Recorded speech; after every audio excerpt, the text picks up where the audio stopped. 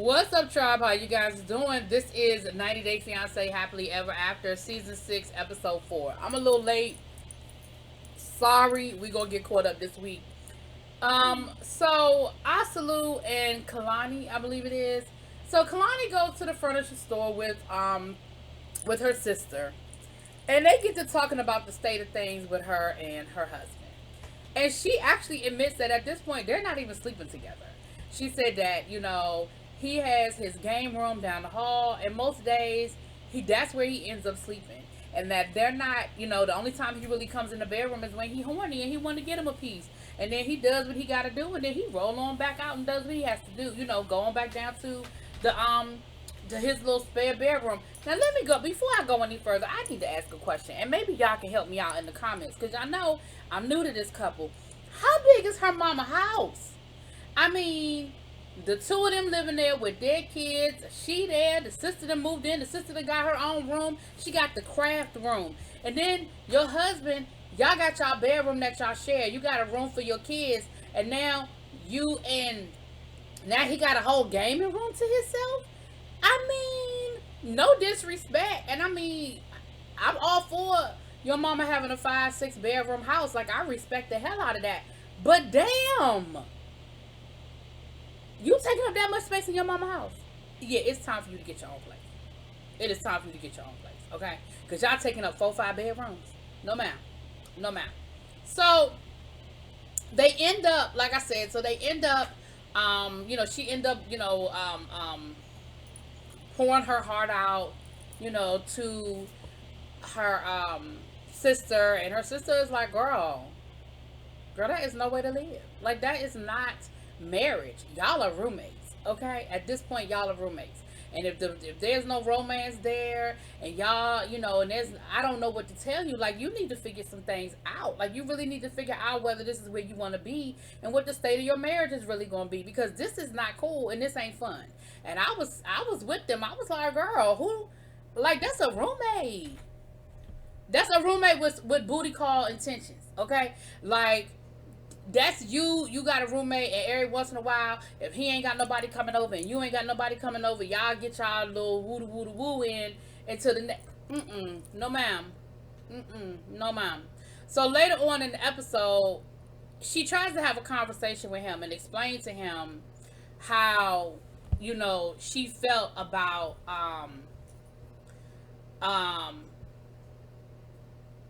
about how she felt about the whole situation. And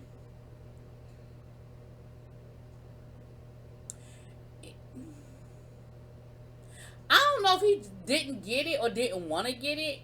And she was trying to explain to him the problem that she was having, and how, he, that they're not intimate, and the sex isn't,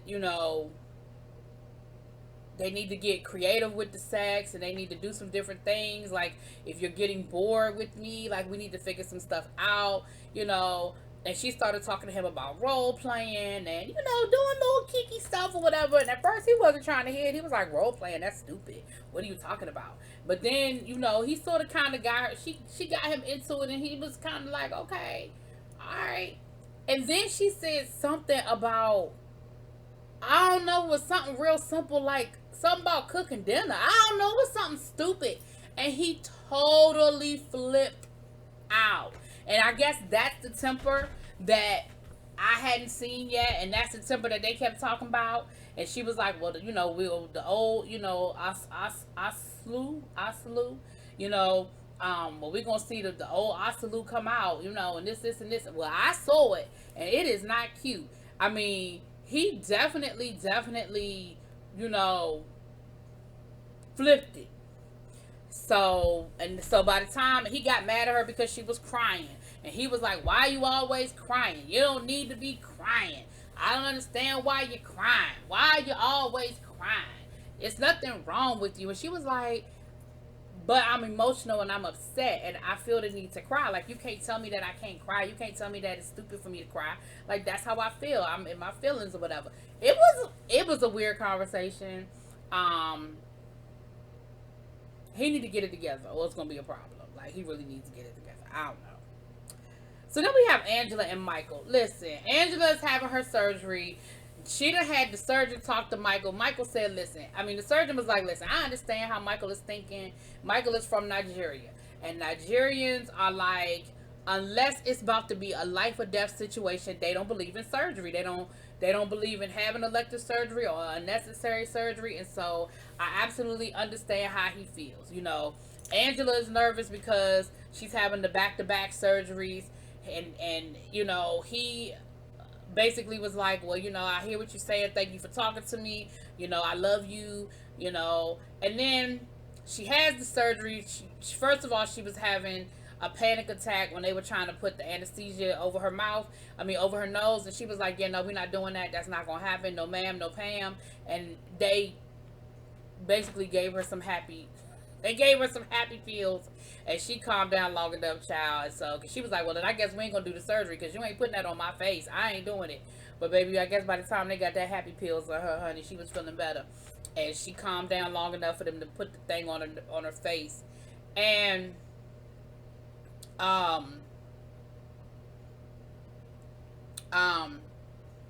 the end of the episode, they were having a hard time waking her up. Now, I feel like they were being a lot more dramatic about the situation than they needed to be. But neither here nor there. Surgery is always a risk, and it could be the smallest things that could create a problem. So I don't want to lessen it. But we know that she's good now, and she had the surgery, and it was clearly successful. You can see it in the confessional that her face looks totally different. As far as the weight loss, you can see it all in her neck and stuff. Elizabeth and Andre, listen, I started to say them for last because this situation is the most ridiculous. Listen. I don't understand how she deals with this arrogant asshole. This dude is an ass. And I understand exactly why don't nobody in her family fuck with him. He's getting ready for his first day on the job. And he has this whole thing in his mind convinced. He is so convinced in his mind that he is hooking up with the dad, and that him and the dad are going to be working together exclusively, even though everybody, including his wife, has told her that's not the situation. It is a family business. You're going to be working with the whole family. You don't get to pick and choose that you only want to work with my dad. But he has it in his mind convinced that this is just him and the dad. He ain't trying to hear none of it. Then he's making fun of her about the fact that she's going to be, having the baby or whatever. And he was like, you're going to see it ain't as easy as you think it is. Because, he been a stay-at-home dad all this time. And so he's letting her know, you kept telling me how easy this was. You're going to find out it ain't that easy. Now that you got the baby full time while I'm going off and going to work. So he picks the dad up, and they end up going to this property that they're flipping, right? And it sounds like they buy these properties like at an auction. They're sight unseen. So until they actually buy the property, they have absolutely no idea what they're walking into. Some houses are in better condition than others. So the first thing they have to do is go and do an inspection. Once they do the inspection, then they can kind of figure out, appraise what needs to happen, and start putting those things in place, as far as what they're going to need to do to the house to get it ready to sell, and appraise it and figure out what they'll be able to sell it for. Okay. So he has Andre with him to go through that process. So when they get to the house, he was like, we just going to take some pictures. I just want you to see what's going on. I want you to see the process. The brother is there. So the first thing out of his mouth is, what is he doing here? And the brother was like, well, what are you doing here? He was like, this is my property. So him and the father, it's not like it's the father's business and he brought the family in. Him and the son are in a 50-50 business. Like, they buy these houses and they split everything. That's what it sounded like to me. And then the daughter, the one daughter that's the realtor, she sells the properties. And then his wife was the property manager. So I guess some of the property they end up renting out and not selling. And then she becomes the property manager for those properties. So it's not a family business like her father built this empire and they're working for him. No. And that's another reason. So now it makes a little bit more sense how the brother sort of had so much say about what was going to happen and what wasn't going to happen, because he's not just a worker there. He is a 50% owner. At least that's the way they were saying it. And so the two of them getting into it, And he started, and now I do feel like the brother was turning into an ass about the situation, because the brother was kind of like, and I need you to do this, and you're gonna get a crew, and you're gonna clear this land, and you're gonna do this, and Andre was like, I'm not doing none of that. He's like, I'm not working with you, I'm working with him.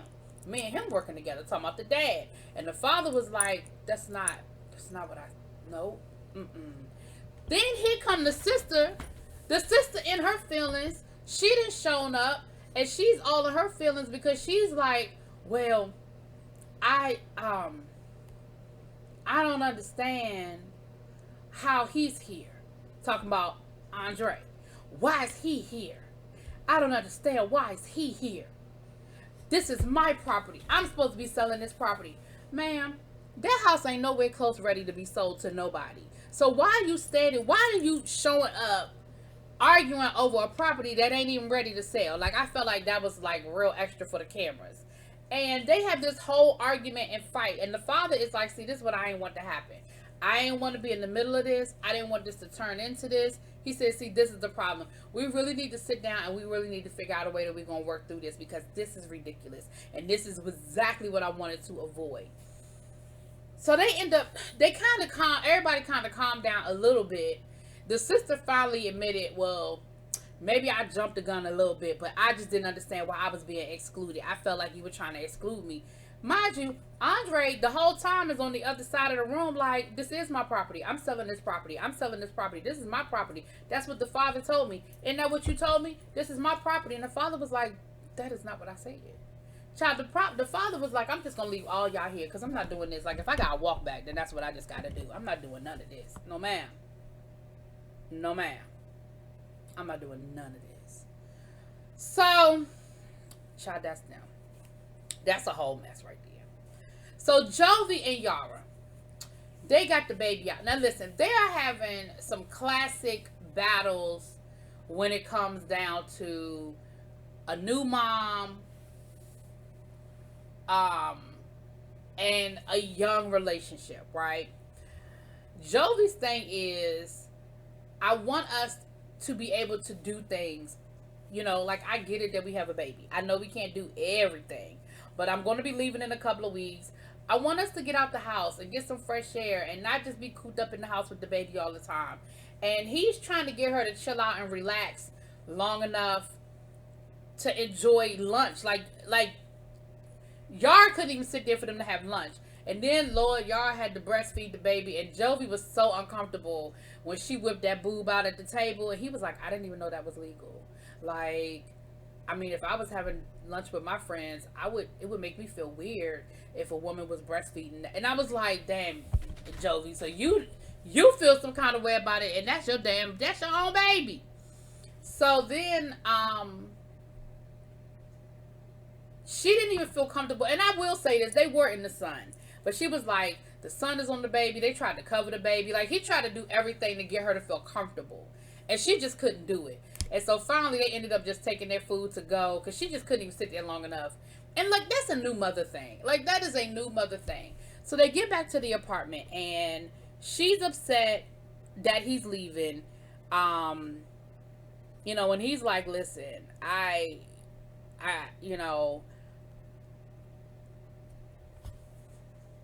sorry. And he's trying to bond with the baby too. And every time he goes to do something with the baby, she's fussing at him about he's doing it wrong. And the baby doesn't like you when you do that. And the baby doesn't like this. And, the baby started crying and stuff. And she's fussing at him. See, the baby's crying. The baby's crying. The baby. And he was like, but you've got to allow me time to figure it out. Like, she's my child too. She doesn't belong to just you. She belongs to both of us. And you've got to give me time to get to know her and learn like you know. He was like, I'm going to be gone. And I'm going to be gone for 2 months. 3 months I think he's going to be gone for. And when I come back, I'm going to lose so much time with her. I really need you to let me get to know her. Like, I really need you to do that. So, child, that's going to be a lot with them. So then we have Mike and Natalie. Child. Remember, Mike left Natalie ass at that damn hotel and took his happy ass back to where he's living. Now, mind you, doesn't he live like an hour and a half outside of Seattle? So, again, y'all playing in my face, 90 Day Fiance, because if Michael left, if both of them are living together and they were at that hotel, I guess both of them had vehicles at the hotel, because if Michael left the night before and so the next day she's took the car, they show her driving this truck down to back to Michael's house down in Squeam or something like that. And she said, he owes me an apology, and I'm going down there to talk to him because he had no reason to leave me there like that. He had no reason to do that to me. And then she admits, I mean, that was something that happened a long time ago, but still, I don't understand why he's bringing that up. So she gets to the house, and Michael's like, hey, and she's like, hey, and they're kind of just standing there. And she was like, so you going to apologize? He was like, I'm not apologizing. He said, I left because I was angry. And if I had stayed, it was going to get ugly. And I don't owe you an apology. You owe me an apology. And she does end up apologizing. I was like, you know what? This is ridiculous. So they make up, child. Next thing you know, they get ready to go visit his mama for Thanksgiving. And she is not excited about going to visit his mama, because remember, his mama was the one that tried to get him to call the wedding off, honey. Even went to the neighbor and tried to get the neighbor to stand up at the point that said, does anybody object to this marriage? And the neighbor wouldn't do it, but the mama sure did try. So that's going to be a whole situation. And the mom really ain't here for it. Like, the mama doesn't pretend. Like, she's like, listen, she gonna have to just deal with it. You know, like, it is what it is, you know. So, child, that's Mike and Natalie, child. Now, Tiffany, we see Tiffany, you know, she done bought furniture for her new apartment, and she putting the bed together and everything. And the son wants to call their dad. And she says, listen, I don't ever want to be that woman. You know, I don't want him to feel like he can't talk to his dad when he wants to, because I don't have nothing to do with that relationship. Because I don't even think that's his biological father, but that's the only father this little boy's ever known. And the boy is a sweetheart. Like, he helping his mom put that furniture together, and he was so proud of himself when they got done putting it together. He wanted to tell his dad about it. So he calls his dad, and he shows his dad the mattress and everything. You know, the bed. It looked like one of them IKEA things, because, child, it was so many parts to them trying to put that thing together. And so, of course, her husband gets upset. First of all, he done found himself a job. So, and she was like, I mean, I can't be excited. Like, I can't jump up and down because I feel like he's doing what he was supposed to do. Like, he's supposed to have a job. He's supposed to be paying bills. That's what he's supposed to be doing. So, I can't really give him kudos for doing what he's supposed to do. So, then he was like, that's why you didn't want to come here. That's why you canceled the ticket so you could buy furniture for your new apartment. Oh, that's what that was for. Oh, you just wanted to buy furniture for the new apartment. And she was like, no, but I do need furniture. We need a whole lot of stuff. And like, basically they had that conversation again about her needing him to, step up and really be there and really, be a husband, be a dad, like it's ridiculous. Like, we shouldn't.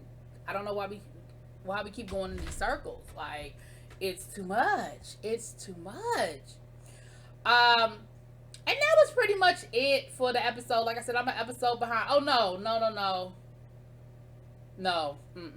We got one more. I'm sorry. We have Brandon and Julia. Brandon and Julia are at the house. And Julia, once again, is complaining about these chickens and having to clean up the farm. Listen, I can't even entertain that anymore, because at the reunion, we found out that she volunteered to do that so she could spend more time with Brandon. So now you're still complaining about having to clean up behind the dogs and clean up the dog poop. I don't even care no more, okay? I don't care nothing about that, all right? Then she complains to Brandon that she doesn't have any friends and that they never go out. And Brandon was like, well, I mean, I can introduce you to some of my friends. And so he has a female friend that he thinks that he could introduce Julia to, and that they would get along and have a good time. And she was like, I mean, is this like an ex-girlfriend? And he was like, no, like, we're just really good friends. Like, it's never been like that between us. And Julia doesn't trust it. Julia don't care about it. Julia's like, I don't know who this woman is, who this here woman Harpo, right? So they end, and so she is just not here for it. And Brandon is like, okay, this whole jealousy thing really ain't a good look. Like, I told you, I don't have nothing with this woman. I told you, me and this woman ain't, we not, it's nothing between us. Like, it's really not a good look.